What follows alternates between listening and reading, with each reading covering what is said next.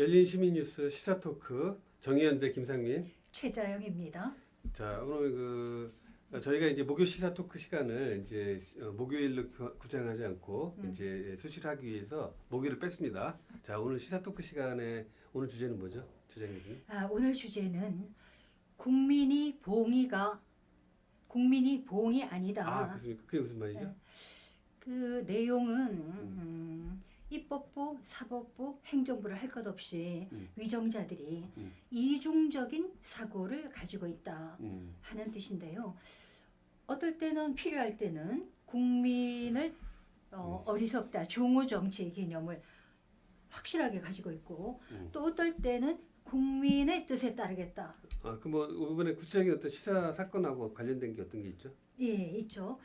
그래서 꼭 이번뿐이 아니라 이제 보통 이 관성적으로 이분들이 이중적인 사고를 가지고 있으면서 자기네들이 이중적인 사고를 가지고 있는지 없는지조차 그 자각을 하지 못하는 것 같다. 이런 말씀을 드리겠는데요.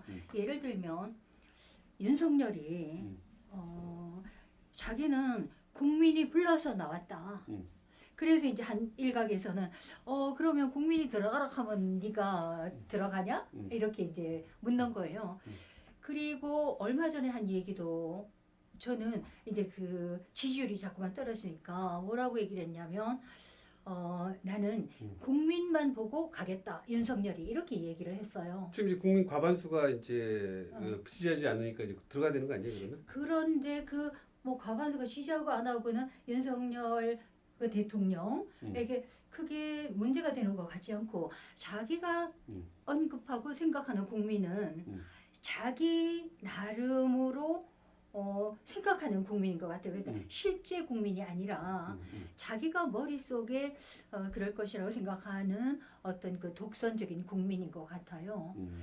그래서 이 국민이 헛개비도 아니고 이제 헛개비, 국민이 봉이가 그런데 문제가 이제 국힘당이나 윤석열만 그런 게 아니라는 게 더 큰 문제가 되는데요. 예를 들어서 이재명 그 더불어민주당 대표 이재명 씨가 뭐라고 얘기를 했냐면 이제 검찰이 부당한 자기 생각 부당한 거죠. 224번을 압수수색하고 김건희하고 윤석열 장모는 한 번도 안 했다. 0을 했어요. 그래서 이런 부당한 압수수색의 즈음에서 뭐라고 부탁을 했냐면 국민께서 퇴행하는 뒷걸음치는 민주주의를 지켜달라. 이렇게 말을 했고요. 또 그 대장동 특검 관련해서 그래서 이 검찰이 중립을 지키지 못하니까 이재명이 뭐라고 얘기를 하냐면은 자기는 국민만 믿겠다 이렇게 얘기를 했어요. 그러니까 윤석열이 얘기하는 국민 그리고 이재명이 얘기하는 국민이 물론 뭐 윤석열과 이재명이 개성의 차이가 있고 여러 가지 노선의 차이가 있으나 그 국민을 얘기할 때 공통점이 있다. 왜냐하면 그 국민은 필요할 때 자기에게 유리하게끔 생각하는 이제 국민이지 실제로 국민이 어떤 그 자기의 의사를 정책에 반영할 수 있는 이런 체제를 갖고 있지 않거든요. 그러니까 국민은 허수아비 국민에게 뭐를 부탁하고 그리고 국민만 믿고 간다든지 이런 식으로 얘기를 한다는 것이죠. 그래서 뭐 오늘 뭐 특별히 이제 시사 관련돼서 하실 주제가 어떤 게 있죠? 네, 시사 관련해서 그래서 그 시사 이 모든 것이 그러니까 민주당 이제 압수수색이라든지 최근에 이제 이재명에 대한 이제 전방위적인 압박이라든지 또는 문 정권에 대해서 이제 뭐 서해 동해 사건에 대해서 뭐 한다든지 이렇게 전면적으로 지금 윤석열 정부가 지금 그 압박을 하고 있잖아요. 그러니까 그 야권에 대해서 민주당에 대해서 소위 말해서 이제 사정 정국으로 이제 자기의 어려운 점을 이제 돌파하려고 하는데 제가 볼 때는 국민들이 그 옛날 그 아마 이제 윤석열은 이제 과거 조국 사태처럼 그렇게 이렇게 밀어붙이면 자기들한테 지지가 들어올 거라고 생각했던 것 같은데 지금 지금 그 진행되는 걸 보게 되면은 국민들이 오히려 한 70% 가까이가 그건 다 불공정하다. 지금 이렇게 느끼는 것 같아요. 그래서 그거는 이제 이미 실패한 것 같고, 지금 최근에 이제 보게 되면은 이제 그 청담동에서 이제 그렇죠. 청담동에서 이제 그 소위 말해서 술 파티를 벌였는데 거기서 그 중요한 얘기가 첫 번째로는 그 윤상현이를 차기 당 대표로 이제 밀기로 했고 그 다음에 이제 그 자리에서 나온 얘기들에 의하면은 이제 윤석열하고 이제 한동훈이하고 그 다음에 김현장하고 만나갖고 이제 앞으로 그 사법 관련돼서 이제 짬짬이로 우리가 남이가 하면서 이제 이 소위 말해서 이 검찰과 행정부와 그 다음에 사법부가 이제 한 몸으로 이제 거의 김현장 출신이니까 장차 이제 그 아마 이 검찰 정권을 앞으로 한 100년 동안 과거 고려시대의 무신 정권처럼 한 100년 동안 가겠다라고 하는 이제 그런 게 보이고 있는 것 같아요. 정말요? 예. 정말 거기서 그런 얘기 나왔대요? 그렇죠. 찌라시 아니고? 예. 그러니까 지금 이제 사실 이제 이 윤석열 정권을 이제 사실은 제가 이제 이 부분을 갖다 다시 확인해 보게 되면은 어떤 게 있냐면은 지금은 이제 우리 고려시대 때의 무신 정권과 사실은 거의 겹쳐요. 저번 주에 나왔던 얘기. 예, 그래서 그 얘기를 빼고. 그래서 이제 그런 부분들과 관련해서 본다 그러면은 이제 앞으로 이 정권이 그러니까 윤석열 입장에서 보게 되면은 사실 이거를 5년밖에 안 되고 나서 그 다음에 자기가 박근혜라든지 이명박처럼 만약에 정권을 갖다 자기가 안정적으로 넘겨주지 못하면은 거의 자기도 감옥에 한 20년 갈 거는 뻔할 거 아닙니까? 그동안 지가 지은 죄에 의하면. 그렇다 그러면 완벽하게 안전한 정권을 갖다 만들어야 되는데 그거를 이제 그렇죠. 김한장과 이제 한동훈을 통해서 하겠다. 그래서 윤석열이 지금 어떻게 시도를 하던가 그런 것은 우선 그 논외로 하고 왜냐하면 무한한 가능성이 있고 그 상황에 따라서 달라질 수 있는 거기 때문에 오늘 주제는 뭐냐면 윤석열이 현재의 그 지지도가 떨어지는데도 뭐라고 얘기를 하냐면 국민이 자기를 아실 것이다 이렇게 얘기를 하는 거예요. 근데 그거는 뭐 헛소리죠. 윤석열의 말을 정상적으로 보시면 안 돼요. 그렇죠. 윤석열의 말은 한 번도 자기가 사실대로 얘기하는 바도 없고 그냥 주어들은 좋은 말만 그 립서비스하는 그렇죠. 거지. 그런데 그 말을 들으면 안 돼요. 믿으면 그렇죠. 안 돼요. 그런데 문제는 뭐냐면 윤석열만 그러면은 문제가 단순한데 그런 게 아니라 이게 국회 전체, 국힘당 더불어민주당 할 것 없고 이재명도 마찬가지다. 그러니 제가 무슨 말씀을 드리려고 하냐면 이재명이 이렇게 얘기를 했어요. 이재명이 자기가 지금 검찰에 의해서 부당한 수사를 받고 있다고 그 집중적인 그 차별적 수사를 받고 있다고 생각을 하잖아요. 그러면 이 검찰 조직이 문제다 이런 생각을 해야 되는데 이재명이 뭐라고 얘기했냐면 빨리 대장동을 특검으로 끝내고 민생에 집중하자 이렇게 얘기를 했어요. 저는 이게 문제가 되는 거다. 왜냐하면 이재명 자신이 더불어민주당 대표란 말이에요. 그런데 자기를 그렇게 부당하게 할 때 그러면 이게 윤석열 개인의 문제가 아니라는 거를 생각을 해줘야 되는데 왜냐하면 더불어민주당 대표가 이 정도로 곤혹스러우니까 보통 시민들은 이거는 뭐 게임도 안 되는 거죠. 그렇죠. 이런 것에 대해서 개념이 없는 것이 이게 그러니까 위정자들이 갖고 있는 치명적인 문제라고 아니 생각하는데 뭐 유정자라고 할 수도 없고 이재명이야 뭐 무슨 권한이 있겠어요. 정치를 예. 뭐 예를 들면 그 자기가 행정 능력이 없는 거고.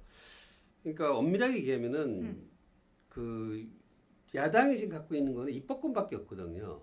그러면 이 모든 게 어떻게 되냐면 검수완박을 제대로 못한 거거든요. 나는 그렇게 보거든요. 검찰을 갖다 제대로 개혁을 안 하니까 검찰이 지금 사정의 칼을 지금 날카롭게 하는 거 아니에요. 그러면 지금이라도 검찰은 니네들은 이제 완전히 그 검찰의 수사권을 갖다 완전히 지금부터 완전히 뺏겠다. 그렇지. 그렇게 검찰 나갔어야지. 정상화. 검찰 정상화를 아, 그러니까 기획수사를 더 이상 못하게 음, 음. 그 근본적인 해결책을 제시해야지 맞아. 최의 제3의 이재명이 계속 나올 거고 음. 검찰은 영원한 지금 권력을 갖다 유지할 그렇죠. 거란 말이죠. 그런데 어떻게 해서 음. 대장동 특검만 끝내고 음. 민생에 집중하자. 민생에 당연히 집중을 해야 되겠으나 이렇게 검찰이 부당하게 선택적 수사를 할 때 그럴 때 하나 보면 10가지를 안다고 어떻게 저렇게 그 무례한 검찰을 그대로 놔두고 민생을 바로 챙길 수 있다고 생각을 하는 건지 이게 이해가 안 되는 부분이다. 그거는 이제 앞뒤가 안 맞는 얘기죠. 예를 들면은 지금 음. 윤석열은 이미 음. 그 이 주사파로 야당 주사파. 그다음에 주사파하고 협치를 안 하겠다고 아, 분명히 술을 먹는 주사파. 자기는 이제 주사파지. 그렇지만 이 문재인과 같은 신영복을 갖다가 존경하는 이런 주사파들하고는 김일성주의자들하고는 이미 얘기 안 하겠다라고 이미 확정을 한 거예요. 협치 대상은 정의당하고 민주당밖에 없는데 민주당이 이미 주사파로 됐기 때문에 이미 협치할 생각도 없고 국정을 같이 논할 생각도 없는데 그렇죠. 무슨 수로 자기가 민주당이 무슨 수로 자기가 민생을 갖다가 할 수 있어요. 민생에 집중을 해. 그거는 그러니까 이중에 동상이몽이죠. 그렇죠. 이중의 오류를 범하고 있는데 하나는 검찰 조직에 대해서 손댈 생각을 하지 않는 거. 그렇죠. 그리고 그 민생보다는 야당 대표 이재명을 치는 데에 더 관심이 집중이 되는데 그것을 보고 그러지 말고 민생에 집중하라며 그게 헛소리밖에 안 되는 거예요. 그래 이중에 잘못을 범하고 있다 하는 건데요. 그런데 이것과 관련해서 이제 뭐냐면은 지금 유동규 그리고 남욱도 풀려났다고 하는 겁니다. 근데 이제 지금 이 유동규를 담당하고 있는 검사가 엄희준인데 이 엄희준이 2010년에 한명숙을 위중교사에서 감옥에 넣은 사람이란 말이에요. 그러니 그 문제가 사람이 뭐냐면, 그것뿐만 아니라 그 저 누구야 그 전에 그 유진계사 사건으로 그 유명한 그 저기 뭐야 그 국회의원 그 누구 저기 뭐야 뭐 하든 그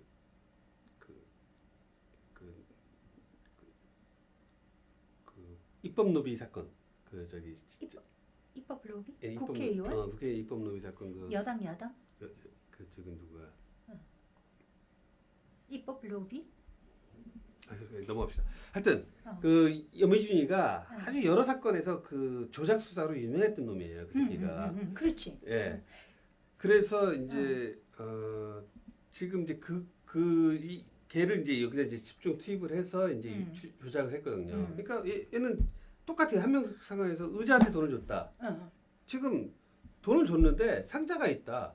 그렇죠. 그러니까 돈을 주는 상자를 돈을 주고 나서 상자만 돈으로 받아와요? 근데 그 상자가 증거가 있다는 거예요. 그렇지. 예. 이제 이런 식이에요. 얘는 난 분명 의자한테 줬다. 의자 왜 줬어? 또 돈 8억이라고 적어놨는데 그게 유동규가 누구를 줬는지 모르겠으나 그게 거기다가 이름이 그 김용이에요. 김용이란 이름도 없다고 하는데 없는데 김용이 받아갔다 이렇게 얘기하더라고요. 제가 들은 바에 의하면. 그래서 문제가 뭐냐면 엄희준이 그런 전력을 가지고 있기 때문에 이게 뭐 야당 지금 더불어민주당에서 막 욕을 하는 거예요. 그런데 신기련 의원 그 사건 있잖아요. 거기도 걔가 이제 한 거예요. 그래요? 그때 뇌물을 줬다라고 조작을 했던 게 엄희준이에요. 그러면 한명숙, 신계련 그리고 지금 유동규. 문제가 뭐냐면 제가 엄희준을 욕하기 전에 더불어민주당이 반성을 해야 된다고 저는 생각을 하는데 왜냐하면 추미애 장관이 있을 때 법무부 장관 그때 임원정이 있었어요. 임원정 검사하고 추미애가 딱 이렇게 짝을 맞춰가지고 엄희준을 잡으려고 시작을 했다고 합니다. 그런데 그때 이 여야가 협업을 하는지 협잡을 하는지 모르겠으나 그때 더불어민주당에서 다수당 여당이었어요. 꼼짝을 하지 않았다. 거기에 나서지 않았다. 그래서 엄희준을 이 추미애와 임은정이 잡을 수가 없었던 거예요. 그러니까 지금 와서 검찰이 편파적 수사를 한다.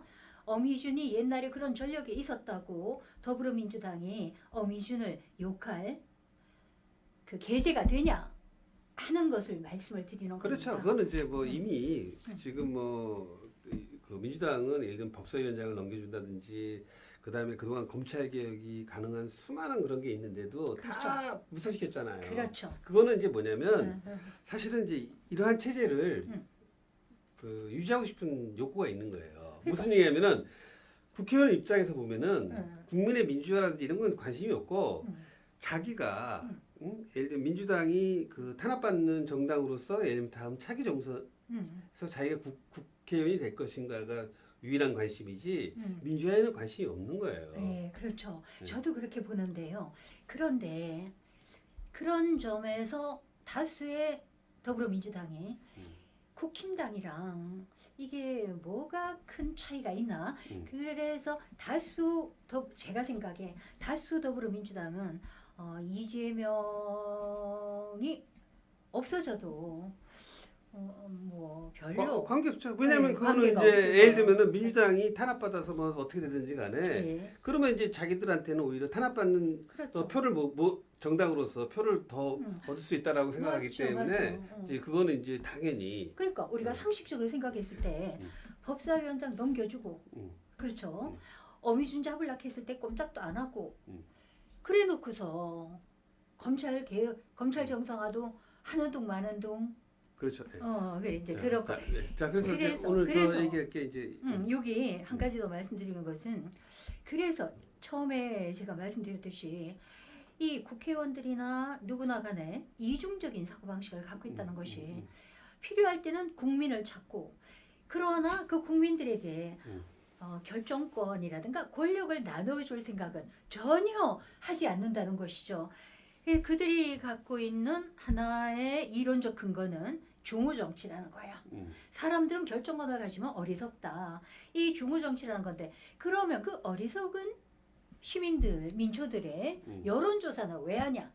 그리고 왜 윤석열이 말만 입만 떼면 국민이 아실 것이다. 국민만 보고 가겠다. 이재명도 똑같이 급하니까 뭐냐면은 국민을 보고 민주주의 지켜달라. 그럼 어떻게 지키겠어요? 맨날 추운 겨울에 나와서 촛불 만들라는 거지. 국민이 봉이가. 그래서 국민들도 추운 겨울에 촛불 들고 나올 것이 아니라 국민들이 정상적으로 의견을 표현할 수 있는 그 제도적 기반을 마련해 주고 국민들이 지켜달라고 얘기를 해야 옳다는 거죠. 국민들에게 권력은 조금 더 나눠주지 않으면서 필요할 때는 국민만 믿겠다. 이것이 너무나 염치 없는 그 지금은 이제 지시가. 일종의 이제 민주주의가 아니고 그야말로 이제 과도정치. 과도정치이기 때문에 과도독지. 뭐 이 상태에서는 그건 진짜 바라기는 진짜 오매불망이죠. 그렇죠. 그래서 이 주제와 관련해서 지금까지는 국민이 봉의가 권력도 조금 더 나눠주지 않고 필요하면은 국민이 지켜달라 촛불 들고 나오라 이런 얘기예요. 진짜 염치 없다 이 말씀 드리고 아니 촛불 나오지도 않아요. 자기들은 그 촛불 거기에 참가하지 않겠다고 분명히 했으니까. 누가 참여하지 않겠다. 민주당은 지금 소수 각자 이 김영민이라고 몇 명만 그 현장에 장외로 그러니까. 나오는 거지 나머지는 국회를 지키겠다고 그랬기 때문에 그거는 뭐 기대할 그렇죠. 건 없는 거예요. 그래서 이런 맥락에서 제가 이제 한 가지만 더 말씀드리면 제 얘기는 끝이 날 것 같은데요. 그런데 이제 지금 우리 오늘 국회의원들 얘기하니까 행정부도 마찬가지지만 국회의원들이 뭐라고 얘기를 하냐 하면은 그 국민들에게 권력은 나눠주지 않으면서 그러면서 이제 이런 거죠. 권력을 행사할 때는 중후의 개념을 갖고 있고 또 급하면은 이제 그 국민을 믿겠다고 얘기하는데요. 그런데 이게 굉장한 모순이 있는 것이 뭐냐면 이런 거예요. 그 그 판사가 이번에 뭐 이렇게 공직에 나오려 그러다가 왜 800원 운전기사가 800원을 자기가 그 버스비 받은 거 800원을 가지고 커피를 한 잔 뽑아 먹었다고 하는 거예요. 그래서 해고를 시킨 판사가 있었잖아요. 그래서 이 판사가 불려가가지고 국회에 네가 800원 가지고 막 해고시켰냐 막 이렇게 이제 꾸지람을 들은 거예요. 근데 제가 생각할 때는 그것은 그 판사가 개인적으로 800원 삥땅 해먹은 가지고 해고시키지 않았다. 왜냐하면 800원이지만 그러나 이것은 굉장한 예방 효과가 있다고 생각을 합니다. 800원도 해고당하니까 운전기사는 물론이고 누구든지 남의 회사에서 일하는 사람은 조금이라도 삥땅하지 말라. 800원을 보고 해고를 하니까 800원이 아니라 그러니까 800원을 그냥 두면 그게 1,000원이 되고 10,000원이 되고 10만 원이 될 수 있다는 거예요. 그래서 이 800원을 해고한 것은 굉장히 중요한 것인데 그 판사의 개인적인 인성 문제가 아니라 이런 일이 절대로 일어나지 않도록 하는 예방 효과가 있는 거예요. 예방. 그런데 이 그 가난한 사람들에게는 그렇게 무섭게 예방을 하고 반대로 이 소수의 과도 독재 같은 판사나 검사나 그리고 국회의원들도 여야가 서로 짬짬이해서 퉁친다고 하는데 이런 사람들은요 정말 뻔뻔하기 짝이 그러니까 없듯이 100만 원이 안 된다. 99만 원도 그냥 무혐의 처분하잖아요. 그렇죠. 검사들도 그렇죠. 한동훈이 자기 그 휴대폰 비번 안 풀었어요. 딴 사람 같으면 그냥 잊고 있어요. 그런데 그것도 안 풀어도 뭐 증거 없어가지고 못 풀어가지고 뭐 이렇게 풀어주고 돌려줬잖아요. 임성근 그 왜 사법농단에 걸린 근데 이제 그거는 자 800원이 중요하다는 게 아니고 자 800원을 왜 했겠어요? 그 변호사하고 딜이 있기 때문에 그 사람이 800원을 내가 꼭 처벌하겠다는 생각이 있어 그렇게 소신 있는 사람이 아니에요. 그 판사는 800원을 갖고서 해고시켜야 됐다는 그 사장이 엄청나게 비싼 변호사를 사서 이 사람한테 로비했기 때문에 된 거지. 그 사람이 800원이 소신이 있어서 한 게 아니라니까. 그러니까 그 800원이든 얼마든 조금 더 삥땅하면 안 된다는 것을 모든 아니라니까. 그게 아니고 그런 생각이 아니고 설사 몇백만 원을 한다 하더라도 필요하다면 변호사에 따라서 그 사람들은 돈에 의해서 움직이는 거지 정관예의라든지 이런 체제를 하는 거지 그런 일관된 원칙이 있다는 건 착각이세요. 내가 볼 때는 아니야 절대 아니에요. 그 사람들은 그 당시 그 버스 회사의 사장이 엄청나게 비싼 변호사를 사갖고 반드시 이겨야 되겠다 그래갖고 로비를 했기 때문에 가능한 거지. 그 새끼 판사놈이 돈을 먹고 한 거지. 무슨 뭐 그게 자기가 소신이 있었고 800원을 해요. 그건 말도 안 되는 얘기예요. 그러니까 그 버스 회사 사장이 그 800원에 비싼 로펌의 그 변호사를 고용했다. 그 이유가 그렇죠. 뭐냐면 바로 그 많은 기사들에게 하나의 시그널, 하나의 메시지. 아니야. 그 사람하고 그 운전기사하고 어떤 굉장히 감정적인 게 붙어 있던 거예요. 왜 해고라든지 근로조건이라든지 이런 것 때문에 그걸 하나의 그 빌미를 삼은 거지. 그 800원 앞으로 뭐 빨장이 아니라니까 그 사건 자체가. 그러면 그 의견이 좀 다르기 때문에 그거는 놔두고 그때 제가 이름을 잊어버렸는데 그 도둑이 있었어요. 대도 아주 큰 도둑이었어요. 말하자면 일지매 같은 도둑이었어요. 이 도둑은 이름을 잊어버렸는데 어디를 터냐면 권력 있고 돈 있는 집만 돌아다니면서 털었던 거예요. 그래서 이 사람이 나중에 붙들렸는데 뒷얘기를 들었는데요. 보통 도둑이 붙들리면 교도소를 가잖아요. 교도소라는 것은 사람을 교도하는 데다 원칙으로. 그런데 뒷얘기가 이 사람은 교도를 당한 게 아니라 철저하게 인생을 이게 그 완전히 인생을 망치도록 이제 완전히 인생을 말살시켰다고 얘기를 하는 거예요. 그게 뭐냐면 감히 권력과 돈을 가진 사람의 집을 누구도 이런 예를 보고 배워서는 안 된다. 그런 하나의 메시지를 주는 거다. 이런 말씀을 드리고 그래서 이렇게 임성근이 이제 요게 마지막인데 임성근이라는 사법농단의 판사가 있었어요. 국회에서 건국 이래로 처음으로 탄핵을 했어요. 그런데 헌법재판소에서 무죄로 풀어준 겁니다. 그 이유가 뭐냐? 퇴직을 했기 때문에 실익이 없다는 것이었어요. 그래서 정말 웃긴다. 왜냐? 판사가 그러면 판사들이 보고 배우는 게, 그러니까 이 재판은 예방 효과가 있어야 되는데 예방 효과가 전혀 없는 것이, 판사들이 해먹을 대로 다 해먹고 들키면 사표 내고 나가면 실익이 없어가지고 무죄되겠다. 이것을 배우는 것이죠. 그러니까 즉 판사는 어떤 예방 효과가 아니 없는 거예요. 그것뿐만 아니라 지금 그 전상하 변호사 같은 경우도 지금 맨날 그 전상하, 네. 뭐냐면 판사가 이제 업무상 과실을 하거나 판결에서 명백한 오류를 취하더라도 판사에게는 예를 들면은 그 배상의 의무가 없다라는 판례가 하나 있어요. 옛날에 지네들이 만든 판례를 대법원 판례를 하나 갖고 수십 년째 판사는 절대 손해배상을 못하도록 지금 그 자기네들이 스스로 면죄부를 준 거예요. 그렇죠. 예를 들면 그거 똑같은 거예요. 그리고 판사가 어디 책임질 수 있습니까? 저도 지금 판사의 지금 잘못된 판결로 인해서 지금 판사를 갖다가 지금 그 민사소송으로 손해배상하고 판사를 상대로 지금도 우리나라에 지금 수많은 사람들이 그렇죠. 손해배상을 하고 예. 있지만 판사 자체에 대해서는 손해배상 책임이 없다라는 자기네들이 만든 판례에 의해서, 법이 아니라 법도 아니고 대법원 판례에 의해서 국회에서 만든 법도 판례에 아니고. 의해서 그냥 다 아, 지금 뭐 완전히 사실은 엄밀하게 보면 대한민국은 행정부의 나라가 아니라 사법부의 나라예요. 어떻게 보면. 사법부의 나라? 그렇죠. 검찰 왕국. 아니 검찰도 응. 결국은 이제 사법부의 끈앞풀이지, 걔네들이 그게 무슨 그거는 잠시 지나가는 끈앞풀이라고 봐야 되는 거예요. 진짜 핵심은 사법부예요.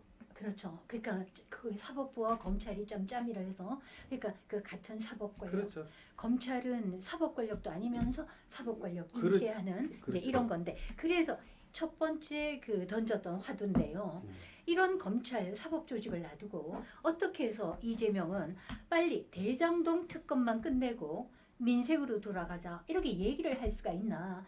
초점을 잘못 찍고 있다. 그러니까 민생은 민생대로 챙기되 한 가지만 하면 안 되고 사법 권력을 손을 보지 않으면 안 되는데 이거를 놓치고 있는 것이 아닌가 하는 것이고, 그리고 이재명뿐이 아니라 이 행정, 사법, 국회가 모두 어떤 사고방식을 갖고 있냐면 이중적 사고방식. 뭐냐면 필요할 때는 국민을 내세우고 권력은 하나도 안 주고, 그렇죠? 그리고 국민들은 조금만 잘못하면 해고를 하고, 그리고 저거는 임성근, 그리고 한동훈, 그리고 지금 얘기하듯이 압수수색 한 번도 안 들어간 김건희, 그리고 윤석열의 장모, 이제 이런 상황이 과도 독재, 권력을 가진 자들의 독재다. 그래서 결론을 내면은 민중이 어리석은 게 문제가 아니라 이 과도 독재자들이 적어도 똑똑하지 않으면서 이 권력을 농단하고 있다. 그래서 어리석은 것보다도 더욱더 문제가 되는 것이 그 어리석음에다가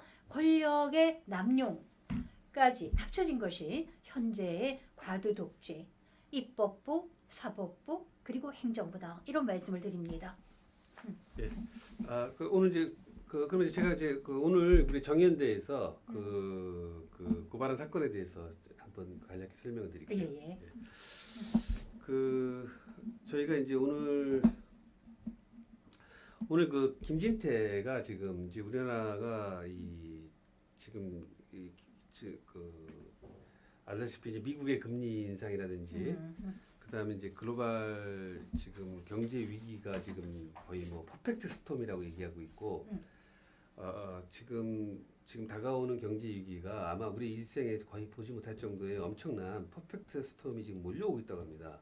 그래서 경제가 IMF보다 더 굉장히 큰 이제 이 경제 위기가 오고 있는데 거기에 이제 방아쇠를 당긴 친구가 누구냐면은 이제 이 김진태라고 하는 이제 그 옛날 보수 꼴통 태극기 부대에서 하여튼 김진태가 이제 그 강원랜드를 갖다 고의로 부도를 냈어요. 네. 이제 이게 이제 일파만파로 커져서 지금 채권 시장이 이제 완전히 붕괴가 돼갖고 한전이라든지 뭐 도로공사라든지 이렇게 막 엄청나게 그 소위 말해서 트리플 A의 그 공기업들조차도 이 지금 채권 발행이 안 돼요. 그리고 이자가 막 올라간다 하더만. 당연하지. 채권 발행이 내가 5% 이자를 주겠다. 지금 예를 들면 18% 내놓으라고 막 한다고 한다. 아니 13%. 13%. 한 13% 줘도 반영이 안 되는 거예요. 지금 상황이 그러니까 지방자치단체가 13%를 주겠다고 해도 어려운데 일반 그 건설회사라든지 아니면 일반 기업들이 공기업보다 더 좋은 조건을 받을 수 있겠어요? 안 된다고 지금 상황이. 그러니까 국가를 못 믿을 정도로 지금 이자율이 지금. 왜냐하면 이자율이 높아진다는 거야. 이제 앞으로 10% 20%가 된다는 거예요. 그렇게 되면 지금의 예를 들면은 소위 말해서 지금 있는 이제 이 거의 모든 이제 기업들이 아니면 이제 지방자치단체들이 이제 채권 발행을 못 한다는 얘기 뭐냐면 줄도산이 난다는 얘기예요. IMF처럼. 정부 단체가. 그러면 줄도산이 나면 어떻게 했어요? 우리 IMF 때 경험했잖아요. 수많은 사람들이 거리를 쏟아져 나오고 다 이렇게 하는 이제 그런 사태가 지금 벌어지고 있는데 이제 거기에 대해서 그 방아쇠를 당긴 친구가 누구냐면 이제 이 김진태라는 놈인데 이걸 이제 얘들에 대해서 우리가 이번에 고발을 했어요. 예. 그래서 이제 요거를 이제 지금 이번에 이제 오늘 이 정의연대하고 그 사생하고 이제 김한배 세우기. 예.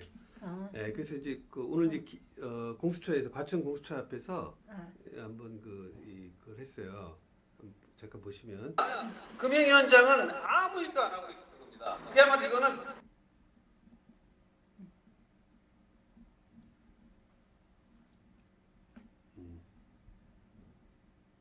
혐의 공수처 고발 기자회견을 시작하도록 하겠습니다. 먼저 기자회견문 낭독을 하도록 하겠습니다. 제가 공수처 앞에서 이제 지금 사실은 김한배 대표하고 저희가 지금 김한배. 그래서 이제 그 기자회견을 강원도 지방 이거 한번 보시고 자 그래서 거기 보면은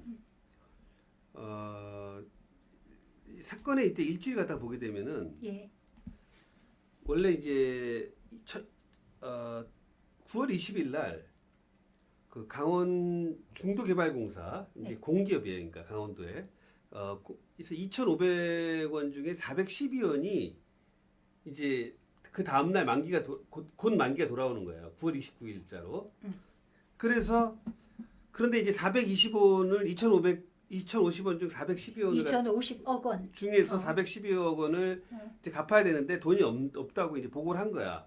그런데 김진태가 이제 28일 날 그게 만기가 29일인데 28일 날 뭐라 그랬냐면은 야 우리가 계속 갚아준다 그러면은 이게 지금 안 되니까 차라리 부도를 내고 앞으로 그 기업 회생이라는 게 뭐냐면 법정 관리로 해서 그냥 이 채무 조정을 하자 이렇게 된 거예요. 그럼 채권단이 갑자기 이제 2천억 원이 자기가 날라가게 생긴 거예요.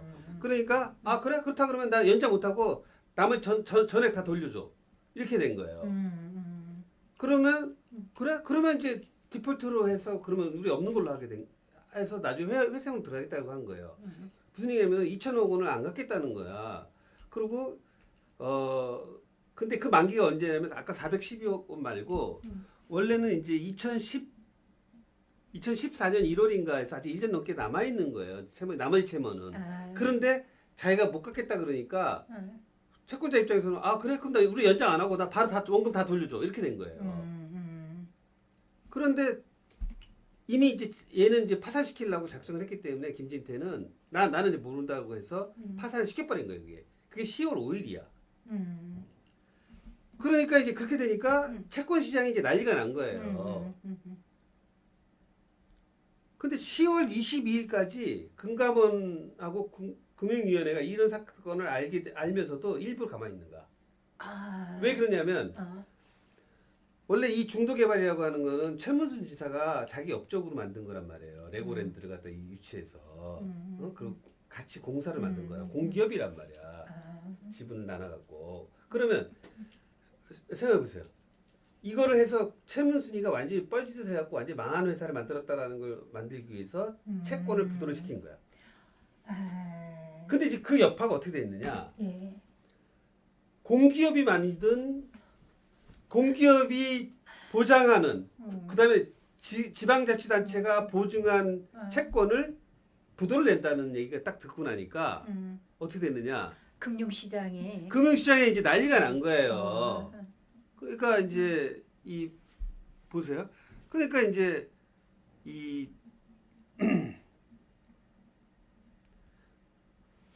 그러니까 이제 이 보시면 국가철도공단 2년 만기물 한국전력도 1,200원 유찰. 네.